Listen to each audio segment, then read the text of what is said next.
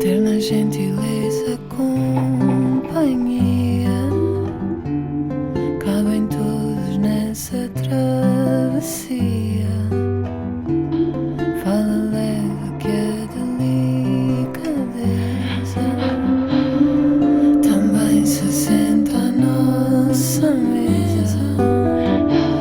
E ela vem daquele mundo estranho. Quanto mais as palavras bonitas, é nesse encontro que começa no entretanto das palavras ditas. E ela vem daquele mundo estranho, das conversas boas infinitas. E essa é a beleza das pequenas coisas. E essa é a beleza das pequenas coisas. Essa é a beleza das pequenas coisas. Essa é uma conversa com Bernardo Mendonça.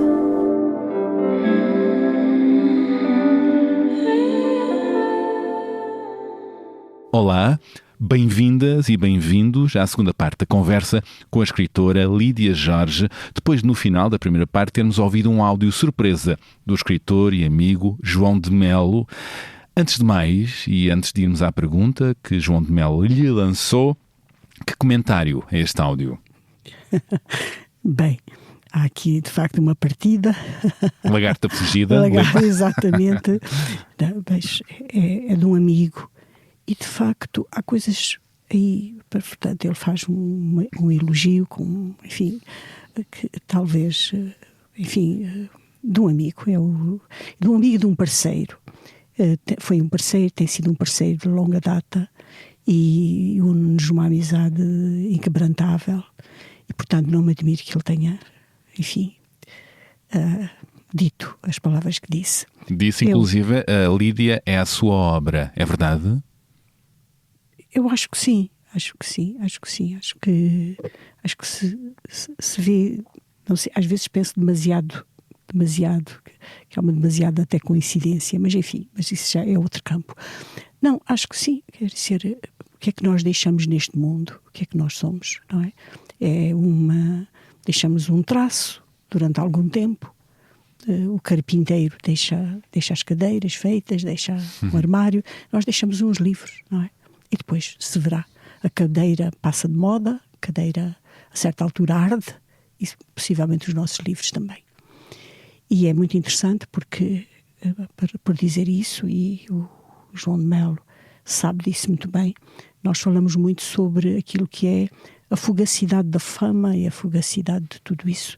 E é muito curioso porque É bom irmos aí. O texto, precisamente, que eu tenho, é um texto para ler, é um texto que ele escreveu um conto do livro A Nuvem no Olhar, e é um conto que se chama O Solar dos Mágicos, que é um título de um livro. E é o título, digamos, a história passa-se durante uma espécie de lançamento, não é? E ele faz uma coisa muito interessante, muito curiosa, é um texto muito interessante, porque fala da superficialidade e da parte, digamos, mundana daquilo que é o mundo literário. A fogueira das vaidades. A fogueira das vaidades. E é muito interessante ler, e é muito bom ler, porque, de facto, ele tem a ideia de que não só os escritores são frágeis e são levados, digamos, por por aquilo que se julgam pensar que são maiores do que são. Têm egos frágeis os escritores. Como e à volta pode circular também toda uma espécie de fauna, digamos assim, que se alimenta disso, não é? E que cria um mundo falso, não é? Cria um mundo falso. E eu acho que... Vou querer falar sobre isso, mas vamos então, convido-a a ler. Vou ler o final, portanto, ele, depois dele falar de todos os... dessa célebre lançamento desse livro, o que é que fica no fim, como é que ele termina isso, que eu acho que é muito bonito ver e que dá a ideia de como ele tem consciência de que o que é importante, o que é importante e fundamental. O que é que fica do que passa? O que é que fica do que passa? Eu acho que vou ler um bocadinho aquilo que tinha imaginado. Nunca, como então, o grande solar dos mágicos estremeceu tanto, ao peso do que lá ia dentro, que ainda se expandia para os lados e para o alto, à procura de uma saída que pusesse a alvo dos perigos de uma derrocada ou de uma explosão. O edifício parecia estar a ser insuflado e de estender-se até ao limite da estrutura para susterir as vozes, ranger de dentes o movimento rotativo dos lutadores na arena. Fosse ele um ser vivo, e de certo até os poros da cara se lhe avermelhavam do esforço de conter tanta pressão, de dentro para fora e de baixo para cima. Eram sopapos e empurrões, renhidas trocas de insultos e puxões de cabelos, sons abafados de corpo a tombar, desmaios, cabeças atordoadas por um súbito marasmo, um desânimo, um recuo da consciência. Nada que a literatura não tivesse já descrito, nem imaginado nas lides e lidas da própria criação. Mas ninguém viu, a não ser eu, narrador, que daí a pouco caíram do teto os primeiros grumos de caliça, abriram-se invisíveis fendas, depois outras, semelhantes a rachadelas na pedra, em resultado do alargamento das anteriores. Soltaram-se pedrinhas, caíram areias tímidas, esboroaram-se torrões de massas desgarradas de outros materiais. Então toda a arquitetura se abriu, por entre tremores e cisões, arfando, rangendo, abanando sob um efeito em tudo semelhante ao dos terremotos. Quando finalmente o teto veio abaixo, só eu, narrador, vi aqueles guerreiros num pânico à procura da saída. Mas uma trave, uma placa de cimento e mais outra e outra desabaram por cima das cabeças de toda uma literatura pelejante que ia sendo sepultada entre nuvens de pó, lascas de tijolos, argamassas e telhas partidas.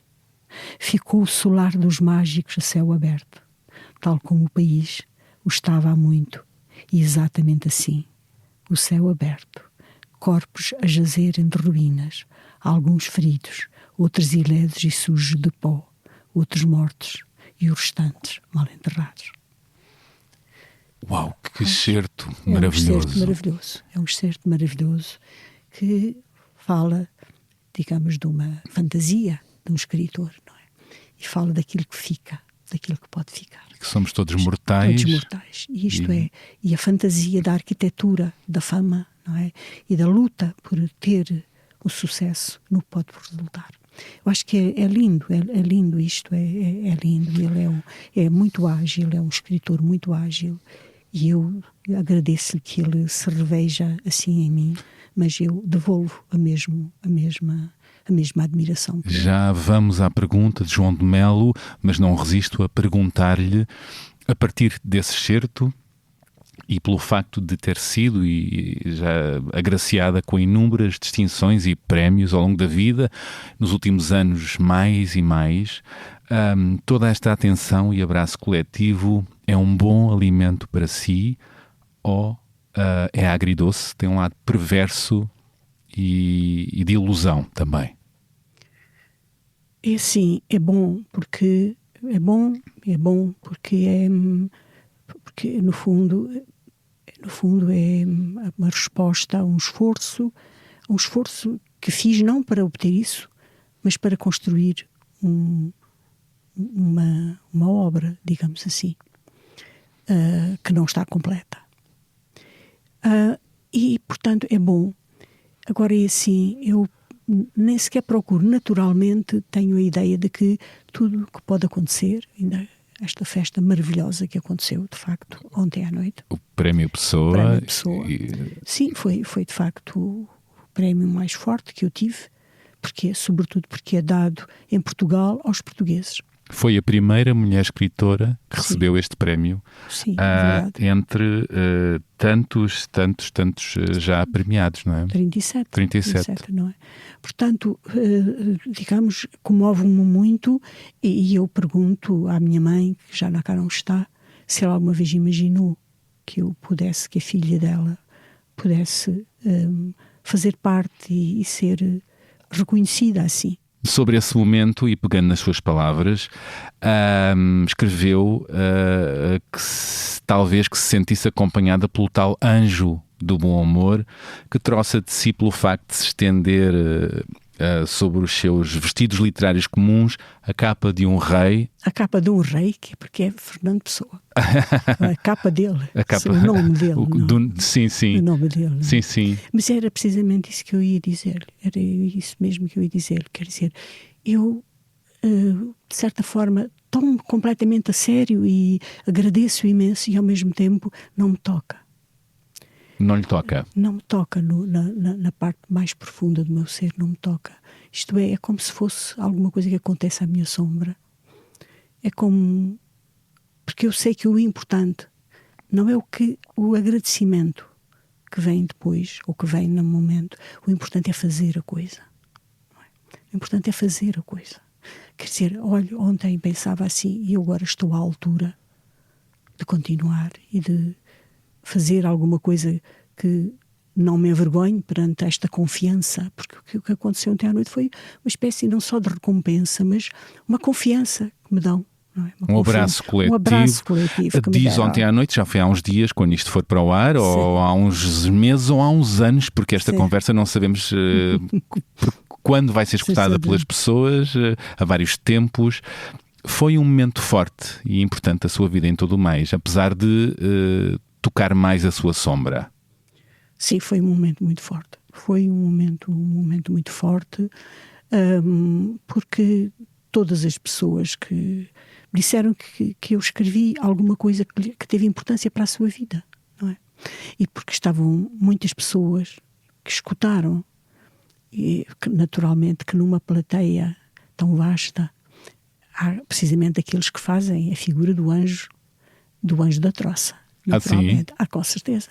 Mas isso é alguma coisa que tem de acontecer mesmo, não é? Agora, parece que quando acabei e as pessoas se levantaram a aplaudir, tenho a ideia de que é alguma coisa que me ultrapassa, porque eu escrevo na solidão, sozinha, é um ofício absolutamente sozinho, é uma arte que se faz sozinha, que precisa de estar sozinho, não é? E passa-se por momentos de grande dúvida, de trabalho, não é? De trabalho intenso.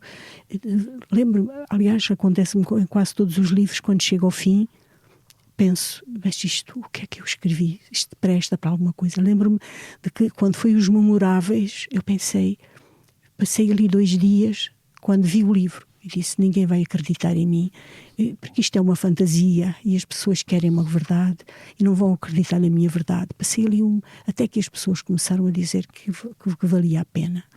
Portanto, é alguma coisa, um percurso que nós não podemos confundir, não é? Confundir entre aquilo que é o nosso trabalho e aquilo que é o reconhecimento. E tenho sempre em mente que há muitas pessoas que nunca foram reconhecidas. O Pessoa não foi reconhecido. E é por isso que é tão tocante ter aquele prémio. Quer dizer, mais do que tudo isto que eu estou a contar, que é, parece que não, mas eu tenho uma certa inibição perante as pessoas. Depois, quando começo a falar, dá a impressão de que não sou tímida, mas eu sou profundamente tímida. Uma tímida de construção interior. Só que o que acontece, e isso é muito, muito verdade, é que eu penso, sobretudo, no ato da construção dos livros. E penso naquilo que é a verdade completa. Quer dizer, estou a ouvir e penso, eu escrevi isto assim. Eu penso no processo. Como é que eu fui escrevendo? Percebe? Quer dizer, a minha vida, a minha biografia não é isto. A minha biografia é um processo de escrita, de fantasia permanente. Escreve fantasia em busca da verdade? É isso mesmo. É isso que é o grande valor da ficção. É que nós escrevemos a fantasia na busca, de facto, de uma verdade. A ideia que eu tenho é de que eu sozinha sei muito pouco. Mas criando personagens, colocando-as num palco e elas falando umas com as outras, elas ficam a saber muito mais do que eu própria sei. Portanto, cada livro é uma espécie de laboratório de experiência para alcançar alguma coisa. E ainda que nenhum livro chegue, de facto, a dar uma resposta total, eu penso, é no próximo. É no próximo, é no próximo. E vou morrer a pensar que é no próximo. Isso é a minha vida. Portanto, a minha biografia é essa só. Agora, o dia de ontem, este prémio Pessoa, eu não sei se para os outros premiados, os que vêm da biogeografia, os que vêm da astrofísica, os que vêm da física, os médicos, os biólogos simples, os neurocientistas, se eles têm a mesma sensação dos escritores. Foi por isso que ontem evoquei o Tolentino Mendonça e evoquei o João Luís Barreto de Guimarães, que são os meus, na literatura, os mais próximos de mim. E eu evoquei por isso mesmo, porque eu não sei se eles têm o mesmo sentimento que eu tenho, que é o sentimento de que essa capa de um rei é tão alta, é tão franjada de coisas magníficas do ponto de vista literário, que será que nós merecemos? Eu ponho a pergunta, será que se merece? E ao dizerem que sim, a pessoa fica comovida, não é? A pessoa fica comovida. E surge e cria-se uma noção de responsabilidade que pode não ser benéfica a certo ponto para a criação que vem. Eu vou procurar que isso não aconteça. Como é que se faz? É a ideia de que fecha-se o capítulo. A festa foi linda, a festa é linda, fecha-se a porta e agora vai-se outra vez para o confronto com aquilo que é a imaginação. E, portanto, agora vamos ver o que é que vai acontecer. O que é que vem aí? O que é que vem aí, pura e simplesmente. João de Melo lançou a pergunta sobre o que vem aí. Qual é o caminho seguinte? O que é que ainda lhe falta dizer por escrito? Bem, falta tudo. Quem está a escrever sabe que falta sempre tudo, não é? Falta tudo. Só iniciamos um princípio e o resto fica em aberto, não é? Aliás, a literatura é isso mesmo, e o João de Melo sabe isso muito bem, que só há uma voz, com milhares de vozes dentro. A literatura tem só uma voz. É um prolongamento da voz humana. É isso que está nas nossas estantes. É a voz humana que se multiplica, mas é a voz humana. E o que é bom é nós imaginarmos que nós podemos ter uma palavra, uma sílaba dessa voz humana. Podemos juntar. Podemos nos juntar. Isso é que nos anima e que dá, ao mesmo tempo, um sentimento de poder e, ao mesmo tempo, de modéstia. Poder porque temos a ideia de que podemos acrescentar. E de imortalidade, porque a literatura Sim. dá essa ideia. De que algo vai ficar além de sim, dá essa quem ideia. escreve. Sim, mas a imortalidade não é uma imortalidade assinada com o nosso nome. É outra coisa. É outra coisa. Tem atualmente 79 anos, não é? Como é que está a sua relação com o tempo? Sente que luta contra o tempo para escrever tudo o que deseja ou está a aprender cada vez melhor e a arte de fazer abrandar o tempo para escrever, para viver? Sim, eu ainda não pensei bem nisso, ainda não fiz esse balanço. Não tenho tempo para pensar nisso, Bernardo. Não tenho tempo para pensar nisso, é verdade, Bernardo. Assim, diretamente, não tenho tempo para pensar nisso, não é? Não tenho tempo para pensar no tempo. Não tenho tempo para pensar no tempo, é verdade.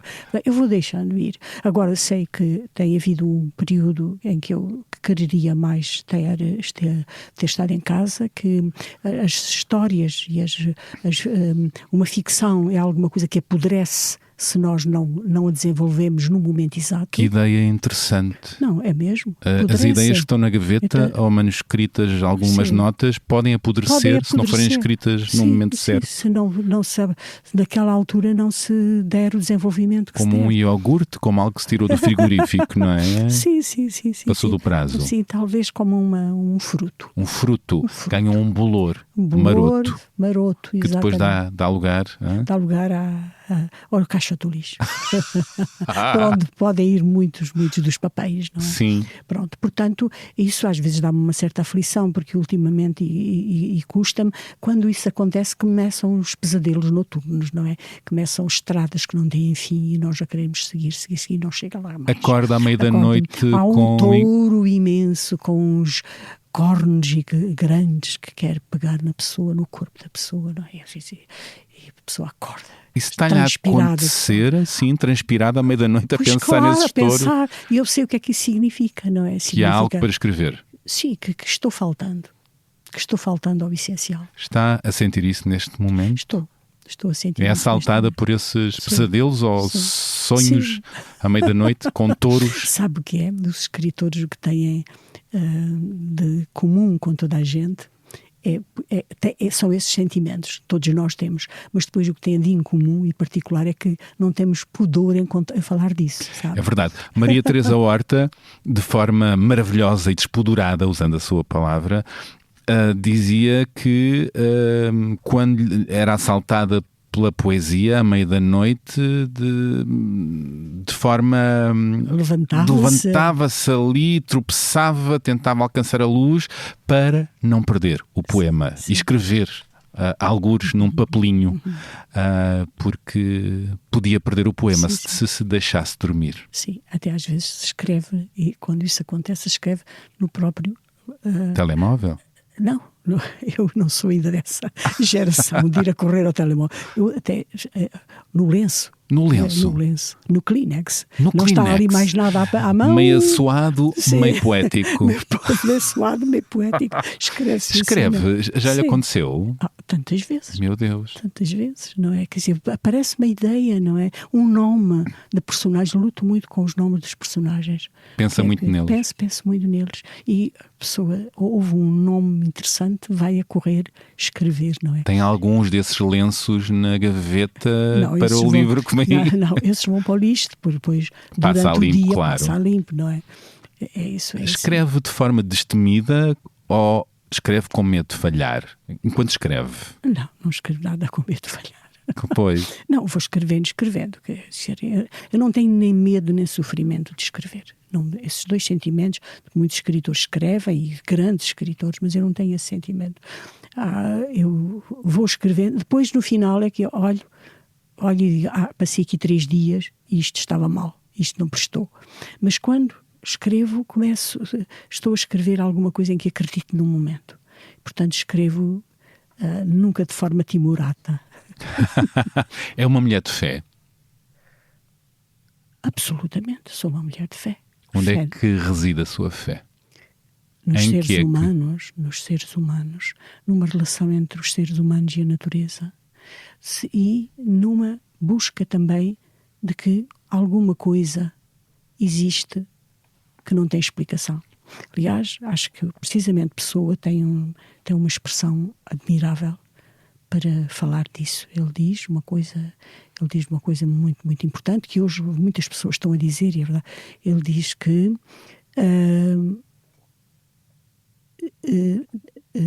Deus é nós existirmos e isso não ser tudo. E isso não ser tudo. Eu tenho a ideia de que há alguma coisa que não se esgota em nós. E isso é uma fé. E eu, quando era muito, muito jovem, eu vivia isso com uma dramatismo muito grande. Saber se estávamos sozinhos no mundo ou não. E ainda hoje eu continuo a pensar nisso. Quer dizer, eu não queria que estivéssemos sozinhos no mundo. Não queria. Não tenho nada dessa ideia, quer dizer, há pessoas, a ideia, digamos, das pessoas que pensam que a sua alma pode morrer, que não querem que a sua alma morra. Não é nada disso. Não é? Aliás, há mesmo pessoas que dizem: Senhor, salvai a minha alma, dizei uma palavra e a minha alma será salva. Eu acho isto de uma agressão à divindade, se ela existe. Senhor, dizei uma só palavra e a minha alma será salva. Mas o que é que sou eu para ser salvo assim? Quer dizer, há toda uma série de estereótipos que não me dizem absolutamente nada. Nada. Por isso, quando me perguntei a uma mulher de fé, qual fé? Qual fé? Pois é isso, qual fé? Qual fé? Eu, quer dizer, tenho fé nisto. Quer dizer, nós encontramos-nos aqui, quer dizer, e há uma relação tão porosa, tão maravilhosa entre duas pessoas, como aqui estamos neste momento a falar. Quer dizer, há uma coisa que é divina entre nós. Há uma coisa que é humana, que é divina. Eu não o vi nascer, não é? Nasceu na altura em que nasceram os meus filhos. Não o vi nascer. E porquê é que olho para si e eu posso dizer eu amo? Porquê? Talvez tenha o sentimento semelhante ao meu, não é? E a gente diz, porquê? Quer dizer, o que é que existe aqui? Que luz é essa? O que é isto, não é? Isto desaparece completamente. Será que não há nada? Quer dizer, será que é alguma coisa absolutamente aristotélica e que somos apenas um gato mais evoluído? Não posso acreditar nisso. Que imagem! Não é? Sim. Não posso acreditar nisso. Quer dizer, pelo menos ser humano talvez seja ser maravilhosamente enganado de que o humano não é tudo. Compreende? Que bonito. Tenho mais um áudio para agitar-nos, sim, para precisamos. recuperarmos. Isto está muito sério, está muito intenso. Ontológico, muito intenso. Exato. Mais um áudio para agitar os gatos que somos nós. Exato. E agora, desta vez, é um áudio, sabe de quem? Ana Rita Bessa. E essa, hein? E essa é o caso para dizer. Vamos a isto e depois comenta. Lídia Jorge é uma escritora que escreve com a memória aberta de par em par e um olhar claro e firme sobre todos nós.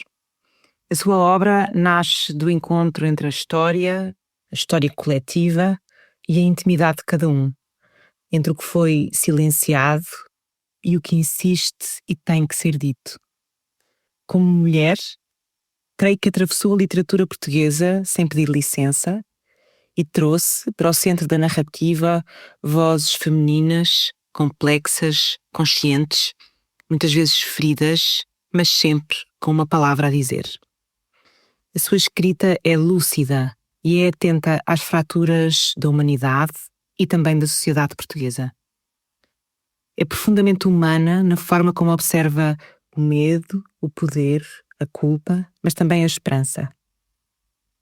Enquanto mulher e enquanto escritora, Lídia Jorge construiu uma obra que não suaviza a realidade, mas também não abdica da beleza e mostra-nos que escrever é um ato de coragem e também de responsabilidade. A Lídia é também uma amiga, acho que posso dizer isto. Convivemos não há muito tempo, mas acho que com muita verdade. E verdade é também aquilo que caracterizou o discurso que a Lídia fez no passado 10 de junho e em que punha uma pergunta que agora aqui lhe repito. Qual é o conceito hoje em dia de ser humano? Como proteger esse valor que até há pouco funcionava e agora parece não funcionar? E a literatura tem uma palavra a dizer sobre este conceito de ser humano? Bom, desta vez ouvimos Ana Rita Bessa, que está agora à frente da editora Leia. Lídia, um comentário antes de chegarmos a estas boas perguntas. Obrigado, Ana Rita Bessa. Bem, a Ana Rita Bessa, como ela diz, conhecemos-nos há pouco tempo, relativamente pouco tempo, quando chegou à editora Leia.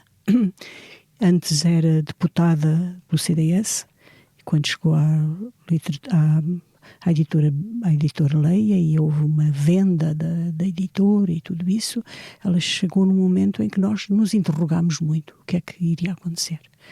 Ora, o que aconteceu foi que ela chegou e aconteceram coisas boas. Ela manteve as pessoas, respeita as pessoas, respeita a divisão que há entre as várias chancelas, mantém um clima de harmonia, faz festa entre as pessoas. Houve uma espécie de pacificação dentro da Leia. Hoje entra-se dentro da Leia e sente-se um ambiente amável.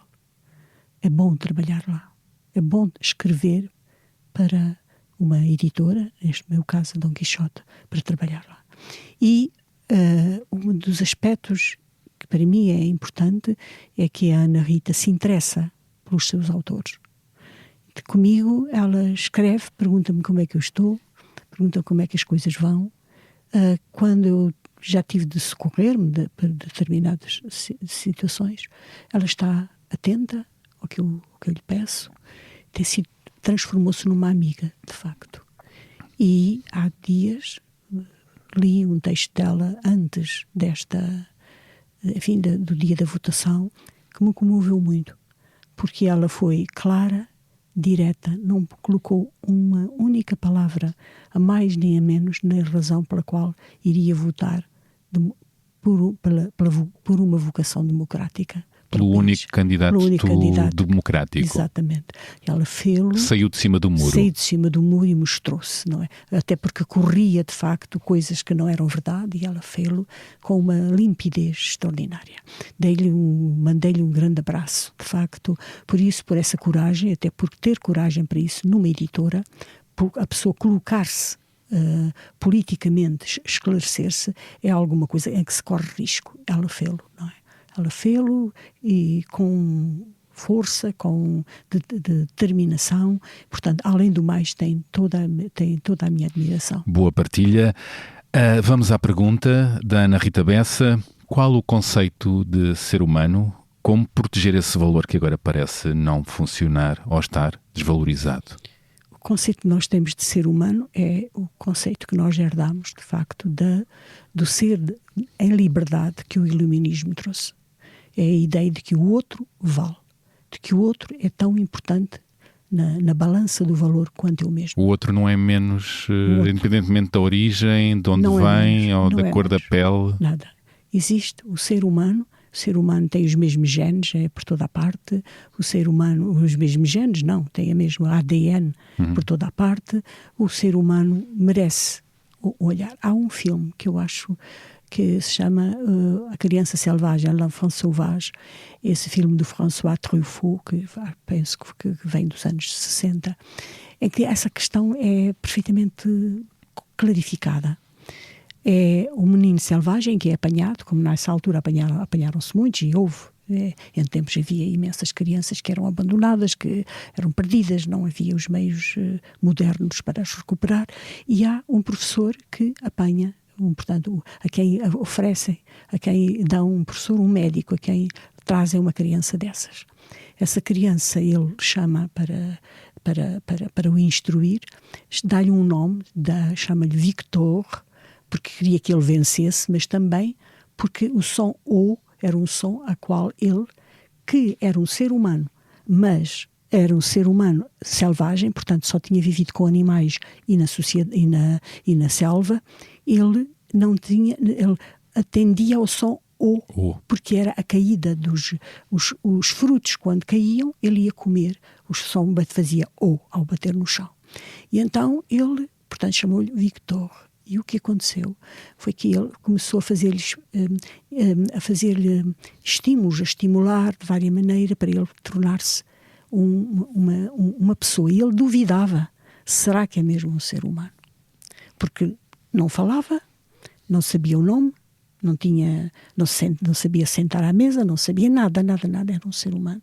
E há um dia em que ele decide que de facto é um ser humano, que é o dia em que ele fazer-lhe aqueles jogos que se fazem para primários, para a inteligência dos bichos, por exemplo, e que ele aplicava ao Victor. Aconteceu que o menino, que sempre que acertava, tinha uma recompensa. Quando não acertava, não tinha a recompensa, tal como se faz aos bichos do circo, não é? E então, o que aconteceu? Ele acertou em tudo. E o professor não lhe deu a recompensa. E o miúdo berrou e chorou. E o professor disse, isto é um ser humano, porque ele é sensível à injustiça. E é isso que é um ser humano. É um ser que é sensível à justiça e sensível à injustiça. Isso é um traço fundamental. Boa ideia, bela imagem e história. É uma relação. É uma relação que se cria. Que se cria e, quer dizer, é preciso ver que historicamente... De uma estranheza. Sim, não é? Exatamente.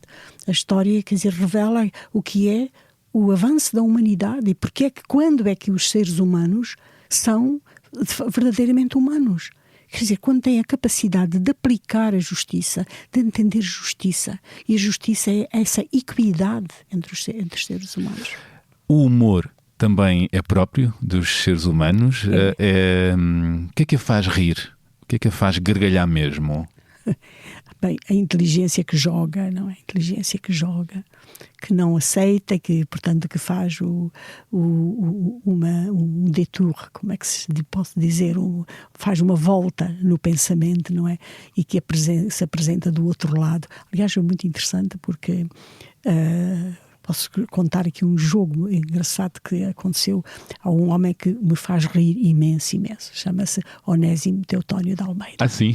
E ele, volta e meia, agora enviou-me. Eu espero que ele não se aborreça de eu contar isto. Ele confundiu, achou que eu não tinha recebido o prémio Pessoa, mas o prémio Camões. E então eu escrevi-lhe e disse: olha, cuidado, não diga isso, porque Camões... porque Pessoa só tem 2 olhos. Não, porque Pessoa tem 2 olhos e Camões não. E eu depois fiquei a pensar, ele pode não entender o que eu estou a dizer. E eu voltei a dizer assim: mas note que Homero consta que é cego. Depois eu pensei, ele ainda não vai entender isto. Ainda estou a piorar. Não é? Era enviar um emoji a pescar o olho. E depois eu disse: olha, cuidado, não é? Que eu tenho olhos, mas preciso de óculos. Portanto, para dar aquele espaço. E portanto, ele que é ele que é perito no humor, não é? Mandou-me explicar: olha, esteja à vontade, porque sabe o que é um semiótico. O semiótico é alguém que segue Camões, isto é, alguém que, para dizer alguma coisa, precisa tapar, para explicar alguma coisa, precisa tapar um olho. Bem, portanto, estivemos... E eu mandei dizer ha, ha, ha, ha. E ele disse: que feliz que me sinto porque a fiz rir. Que bom. Não é? É isso. Eu acho que o riso é isso, é levar totalmente a sério, mas brincando. Portanto, não com palavras que não são esperadas. Às vezes, não é? O inesperado é sempre maravilhoso. Gostava ainda que lesse um bocadinho do seu Misericórdia. Sei que escolheu um certozinho.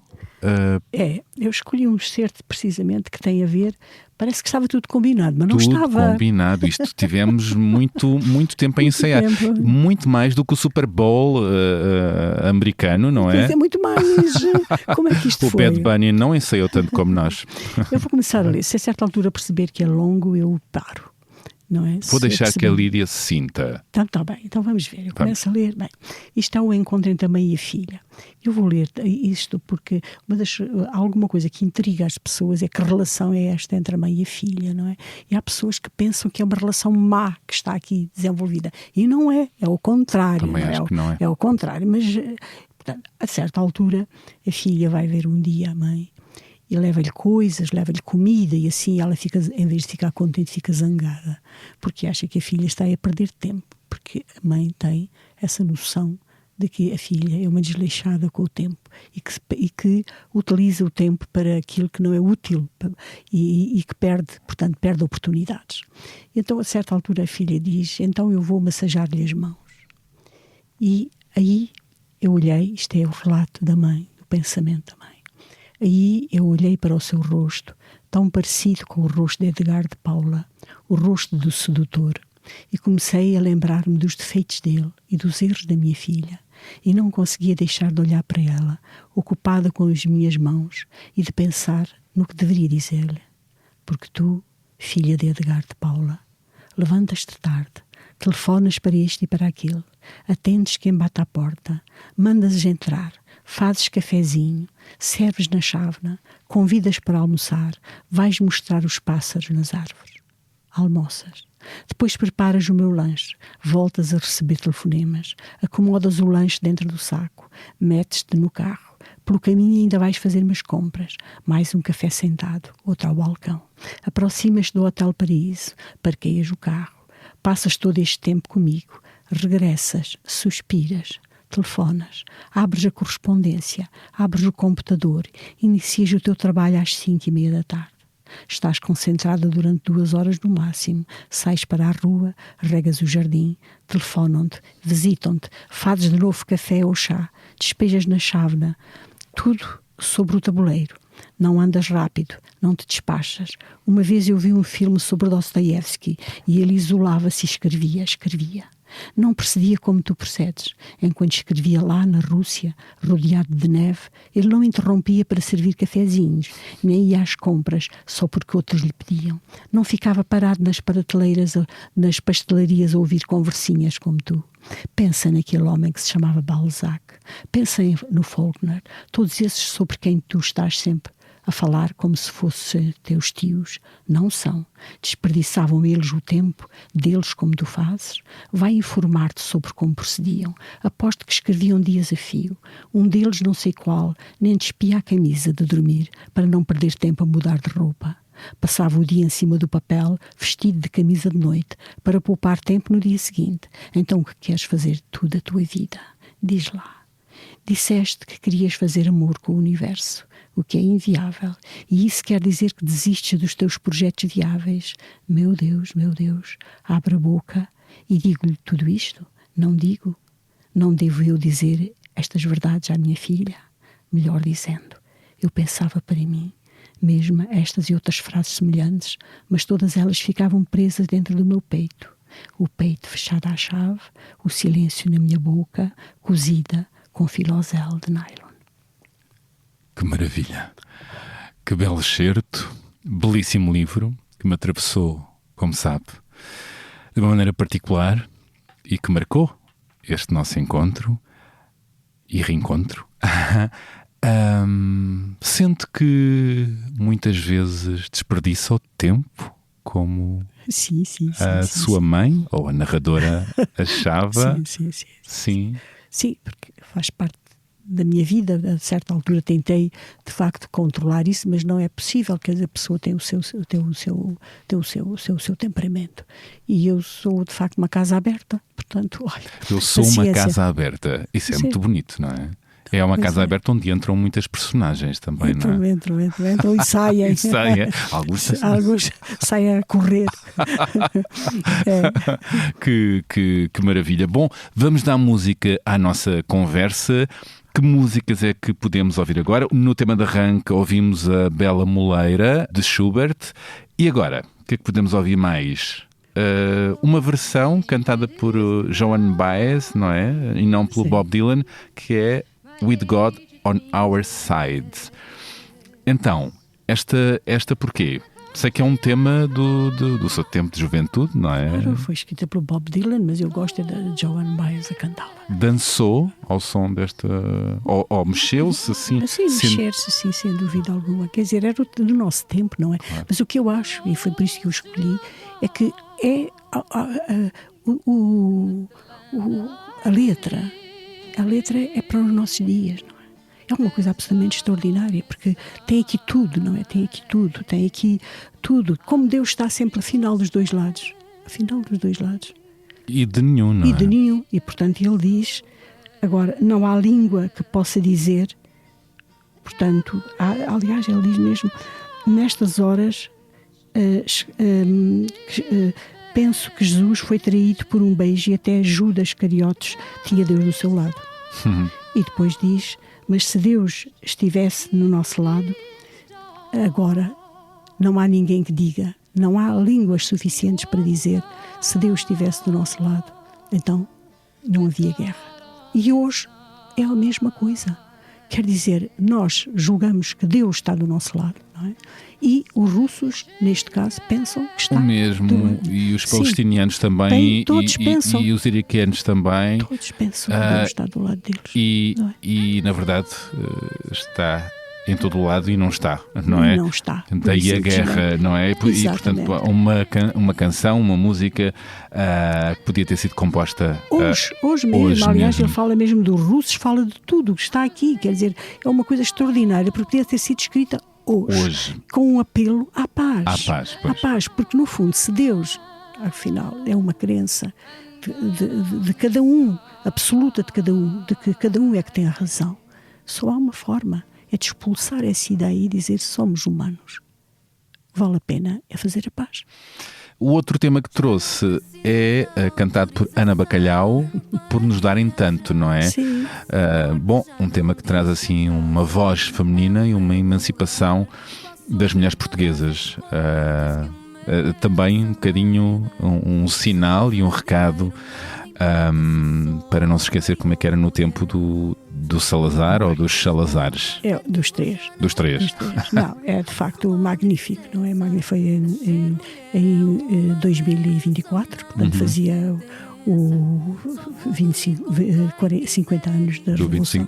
E ela agradece, quer dizer, agradece coisas extraordinárias, não é? Quer dizer, agora diz que já não preciso, é uma canção de emancipação das mulheres, em que ela agradece, dizendo que agora já não precisa de autorização para viajar, o passaporte já não diz que a casa é o seu lugar, que já pode abrir uma conta, que já pode tomar contraceptivo, e tem um refrão que é e quem perdeu e quem lutou e a quem rasgou o manto, vai um abraço infinito por nos darem tanto. Portanto, é um reconhecimento às mulheres que fizeram, no fundo, Abril, não é? É uma coisa, é lindo, é lindo. E na fortíssima voz da Ana Bacalhau. Muito bem. Tem mais um tema de alguém que eu recordo também com saudade, e que bom, temos isso também em comum, a Mísia, que, com quem eu já conversei várias vezes e que chegou a vir este podcast, e trouxe um tema que eu adoro da Mísia, a Senhora da Noite, com um belíssimo poema da Hélia Correia. Fale-me desta canção e porque é que a trouxe. Pois esta canção é uma canção lírica, no fundo é uma canção lírica, é uma canção de, digamos, de entendimento feminino, e é isso que é muito bonito, é mesmo muito bonito. E a voz da Mísia é linda, forte, rude, uma voz um bocado rude, um bocado dura, não é? Mas de facto deu a essa canção uma expressão imensa, enorme, e é de facto uma canção lírica.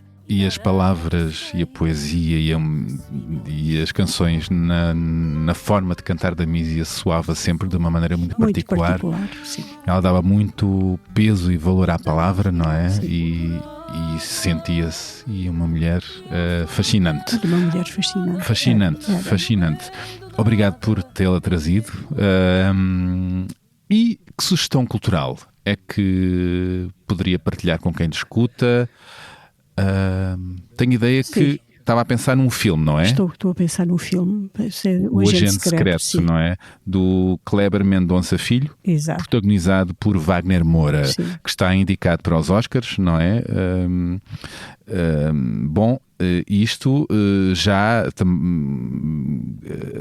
no seguimento já desta onda de atenção mediática para com o cinema brasileiro, que já vem do ano passado, não é? Nós estamos aqui. O Ainda Estou Aqui, do Walter Salles, sim, com Fernanda Torres. Sim.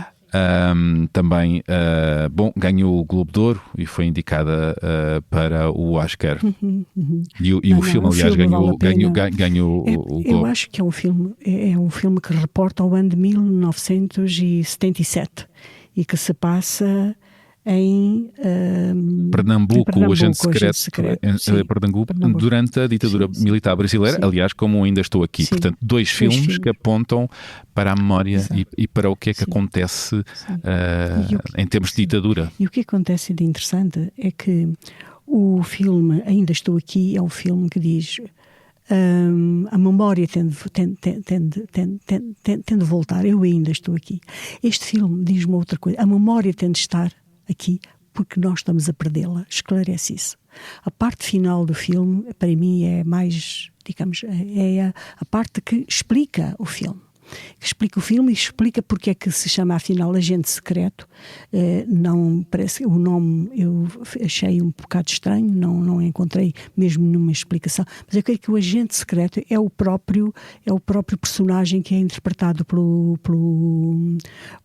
Wagner Moura, porque ele parece, quer dizer, no fundo ele está em silêncio, quer dizer, ele vai vendo Ele é a personagem que age, mas ele vai interpretando tudo o que está à volta. Eu acho que ele, que é o olhar do agente secreto, eu creio que no fundo é o próprio personagem, que não, neste momento não me lembro do nome que ele tem no filme, mas o que é incrível é quando ele faz de seu próprio filho, não é?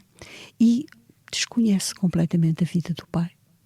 Não sabe que o pai morreu baleado pelas forças da repressão brasileira. E quase não se interessa por isso, sabe? É chocante no final, mas aquilo é um murro no estômago. Aliás, quando a rapariga que se interessa, que tinha visto os arquivos, se interessa e vai-lhe entregar uma pen, ele olha para a pen, não a agarra logo, não diz, mas está aqui o meu pai, a vida do meu pai.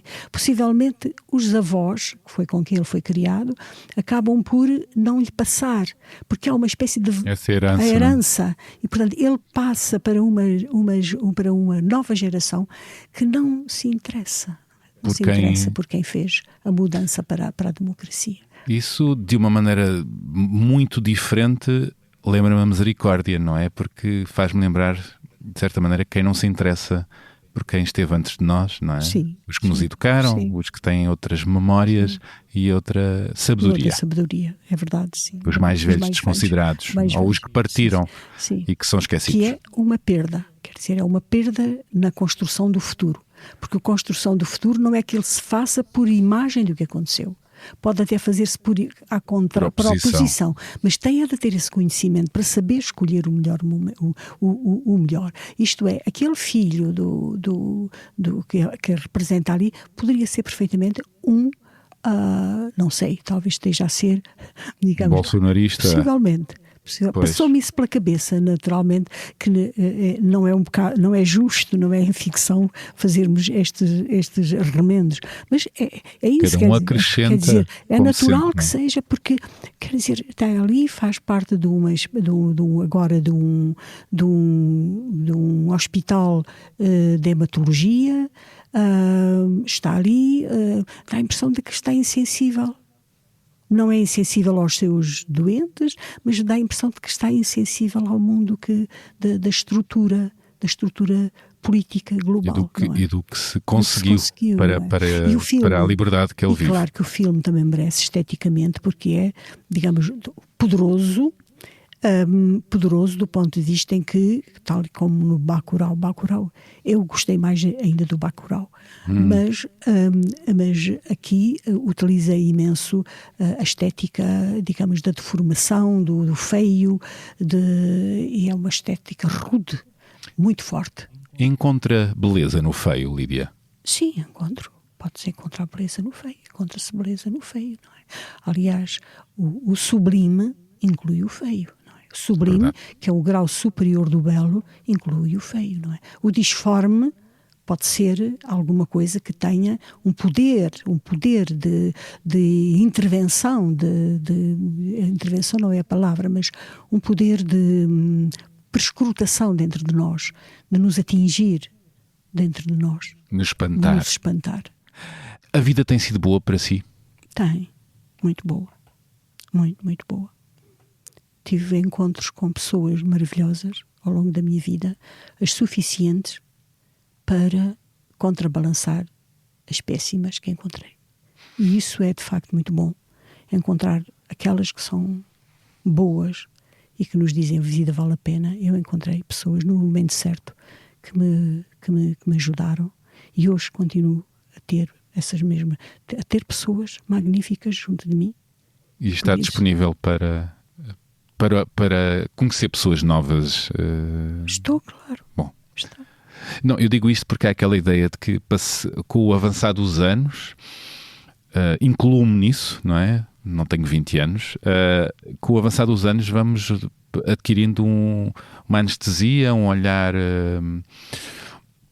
cínico para o mundo, e parece que há uma ideia de que algumas pessoas vão envelhecendo com cada vez mais palas em relação aos outros, com menos curiosidade. eu vejo-a sempre curiosa. Esse vamos é abusivo. Porque isso não Pois é assim. super abusivo. Claro, é tu super a usar abusivo. um estereótipo Claro. idadista, no caso.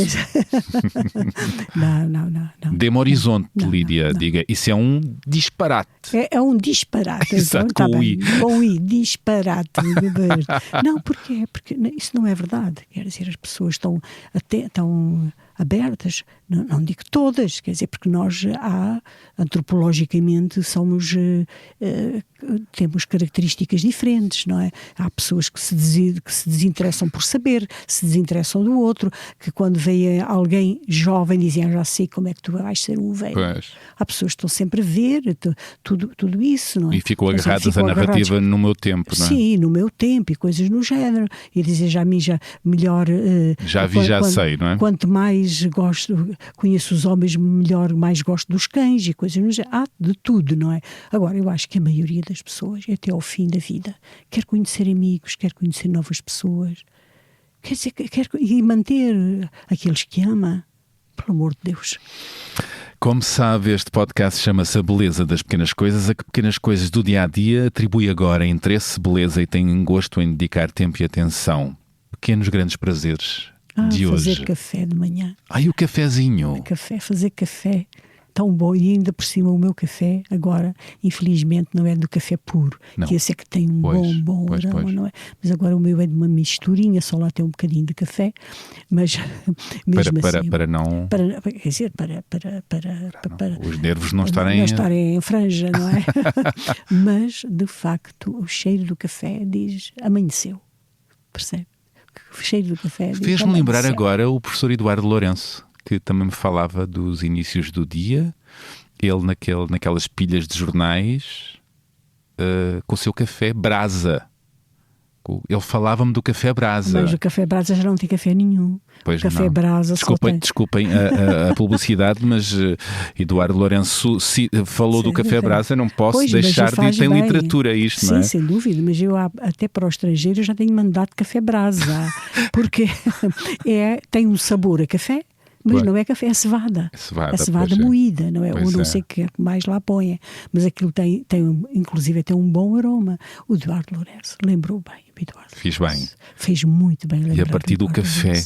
A partir do café. Aqueles inícios de dia dele. Um filósofo extraordinário. E ele falava-me da importância do seu... Eu não vou saber citar, mas era algo como a importância dos inícios de dia, porque era a ideia de que tudo podia acontecer.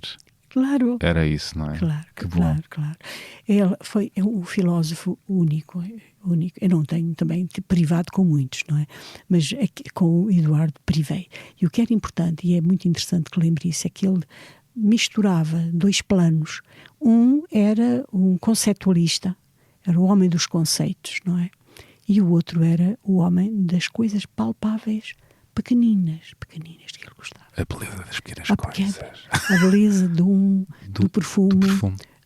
O número 5 da Chanel. Como a Marilyn. Sim, ele oferecia a todas as amigas. Ah, que maroto. Ele vinha com cheio de perfume. Cheio de perfumes. Eu tive também alguns, recebi, claro. Até acabei por enjoar, hoje já não posso. Mas, de facto... ele tinha isso, quer dizer, tinha esse gosto pelas pequenas coisas. Íamos muito a Versalhes e o que ele gostava de determinadas, pedia para se fazer determinada torrada. E o gosto que ele tinha pela torrada que faziam da Versalhes. Era bom vê-lo. Quer dizer, como é que ele falava de Descartes daquela maneira, mas ao mesmo tempo chamava o empregado e dizia: hoje não está a torrada bem feita, sabe? E era lindo ver isso. Estava ali inteiro, no comentário, na análise filosófica do que é que aquela torrada precisava, não é? Mas digo-lhe uma coisa. Uma das pessoas da família dele ainda hoje me diz: ainda bem que o Eduardo partiu naquela altura. Ele seria muito infeliz vendo no que o mundo se transformou. E ele, homem super atento, sim, estava sempre a acompanhar as pilhas de jornais na sala, saberá do que é que eu falo, Sim. aqueles discos externos da sua cabeça, não é? E também seguia as séries, as últimas séries. Cinema, séries de televisão. Tudo. Ele acompanhava, era mesmo uma pessoa excepcional. Absolutamente excepcional. Do tempo que estava a viver, sim, não é? tempo, sim. Foi o homem mais inteligente que eu conheci na minha vida. De uma inteligência absolutamente superior. Uma inteligência relacional. E emocional também. E que não é fácil uma pessoa ter inteligência intelectual e inteligência emocional. Sim, e era por isso que ele era capaz de escrever e a opinar sobre as coisas, sobre o que estava a acontecer. Ele não se resguardava, tinha imensa teoria, não se resguardava na teoria. Aliás, havia quem dissesse, havia pessoas que diziam era bom andarmos atrás dele com um gravador, porque ele tinha lições para tudo. Ele tinha uma memória absolutamente extraordinária. Depois dizia que era um poeta falhado. E eu dizia sempre, não, é um grande filósofo e é também poeta. Aliás, no filme que foi feito sobre ele, eu digo-lhe isso mesmo, digo que ele é um poeta porque a linguagem dele é uma linguagem comovida. A falar dos temas mais abstratos, ele tinha comoção pelas relações mentais entre as coisas, pelas ideias. As ideias para ele eram instrumentos de comoção. E era disso que o fez um filósofo único. A Lídia é escritora, mas também é uma pensadora.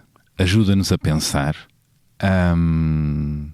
Faz parte, é conselheira de Estado do Presidente da República. Fui, portanto. Já não é, quer dizer, pronto, até agora. Até agora foi, podemos dizer.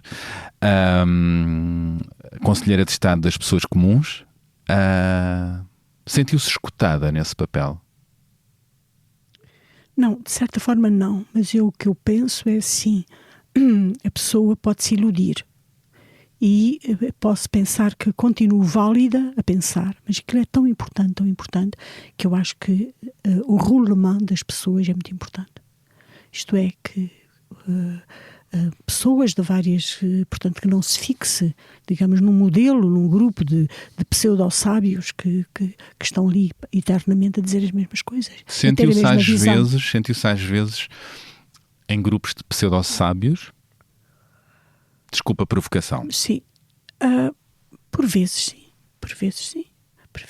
sim. Agora, o que eu, acima de tudo isso, que me impressionou mais foi que todas as pessoas que ali se sentaram amam o país, mas de maneiras diferentes. Percebe? Mas a ideia de ver que o interesse do país, o interesse dos portugueses, a forma de lhes dar melhoria, ainda que por meios completamente diferentes, era uma paixão de todos, compreende? Isso foi uma coisa que me retirou algum parti pris em relação a algumas pessoas. É verdade que chegou a receber um convite para se candidatar a Presidente da República? Não um só. Não mas isso só. É uma brincadeira, mas isto é uma brincadeira. Mas o convite aconteceu? Sim, mas isso não tem importância absolutamente nenhuma. E não hesitou Não hesitei. na resposta? Não hesitei, só podia ser não. Porquê? Porquê? Porque, quer dizer, um Presidente da República era para fazer o quê? Era para mentir às pessoas, dizer que tinha uma capacidade que eu não tenho? Alguma vez? Nunca faria isso. Se eu tenho dificuldade em governar na minha cozinha, como é que eu iria fazer um papel de Presidente da República? Isso não... Cada pessoa nasce para o que nasce. Acha que o país está preparado para uma mulher nesse cargo de Presidente da República ou para o cargo de Primeira-Ministra? Está preparado, mas também tem as pedras todas colocadas no saco. Isto é, uma ministra ou uma primeira-ministra teria um escrutínio muito mais fino e muito mais agressivo do que os homens. Muito mais. Até agora, todas as mulheres que se candidataram ao cargo de Presidente da República ou a outros cargos como Primeira-Ministra perderam. Aquela que teria mais, digamos, foi a Maria de Lourdes Pintacilgo. Mas não foi a votos. Abandonaram. Não, e não foi a votos, portanto foi nomeada. Não, mas isso quando foi Primeira-Ministra. Pois, sim. Depois ela foi candidata a Presidente da República. Pois foi, mas não foi eleita. Não foi eleita, não, mais do que isso, foi abandonada a meio da corrida. Porque as pessoas começaram, quem a apoiava, muitas pessoas começaram a pensar que não era possível fazer, era com o Mário Soares, que não era possível, o país não estava preparado para isso e queria votar ou Salgado Zenha ou Mário Soares. Eu tenho a ideia de estar a dizer as coisas certas. Volto de memória. A perguntar. Sim. Acha que o país está preparado para ter uma mulher nesse cargo tão principal? Eu acho que está. Os votos não mostram. Não, os votos não mostram, mas se aparecer uma mulher com um perfil forte, eu acho que não quer dizer que as pessoas que até mas agora as pedras, eu faço a questão, as pedras não poderão dificultar o caminho? Dificultarão muito, com certeza. Quer dizer, uma mulher em Portugal que conseguisse alguma coisa desse género teria de suportar muito mais do que um homem. Seria ridicularizada, ela teria de ter uma força brutal. Mas eu acho que o país era capaz de, até porque respeita algumas das ministras que têm aparecido. Embora é diferente. Embora de uma diferente, elas estão sempre muito mais sujeitas ao caricato e à grosseria do que em relação aos homens. Isto é, com os homens vai-se muito pela ideia de negócios que puderam ter, a parte, digamos, negocial. Uhum. Para com as mulheres, não. No caso de Maria Luísa Albuquerque, eu ouvi, era uma pessoa decente, eu ouvi anedotas e xistes em relação a ela que nunca se ouviria a um homem. Nunca. E ela não merecia isso, percebe? Quer dizer, por mais que discutível que fosse a sua política, não merecia isso. Com os homens isso não acontece. Vamos ver se as coisas mudam nesse sentido. Hão de mudar. Vai ver, na sua vida ainda vai conhecer. Na nossa, Lídia. Na nossa Lídia. Vida. Sim, mas como tem mais possibilidade de não que sabemos, não sabemos. Era bom que fosse na minha. Os pianos que caem do 10º andar, eles andam aí. Pois andam. Cuidado com eles. Obrigado, Lídia. Gostei muito. E até já. Eu também. Quando é que vale a pena dar conta de que vem aí um novo livro, não é? Já em abril, não é? Quer nomeá-lo ou quer que seja eu a nomear? Nomeei. O Céu Cairá Sobre Nós, 30 Crónicas e um Discurso. Belo título. Acha? Acho. Bem Acho. Muito bom. Bom, que são as crónicas que escreveu para o El País e o discurso do 10 de junho. O próximo romance, esta pergunta tramada. Está no forno. Está no forno? Ok, pronto. Já tem o recheio, já... Tem qualquer coisa. Já começou a escrever? Sim. Ok. Vamos ver. Vamos ver. É sempre uma surpresa. Pois é. Obrigado. Eu bem que agradeço, Bernardo. E terminou assim este episódio com a escritora Lídia Jorge. Espero que tenham gostado. Imagino que sim, tenho a certeza que sim. Digam coisas, enviem críticas, sugestões, opiniões, partilhem o podcast com a malta boa que vos rodeia. Façam cafezinhos gostosos, não é? Como já sabem, o novo lindo genérico da autoria da Garota Não. As fotografias desta vez foram da Matilde Fieschi. A edição áudio é de Francisco Marujo.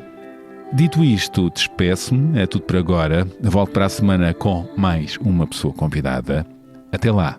Tenham boas conversas, com empatia. Lídia, como é que se despede das pessoas? Uma ideia?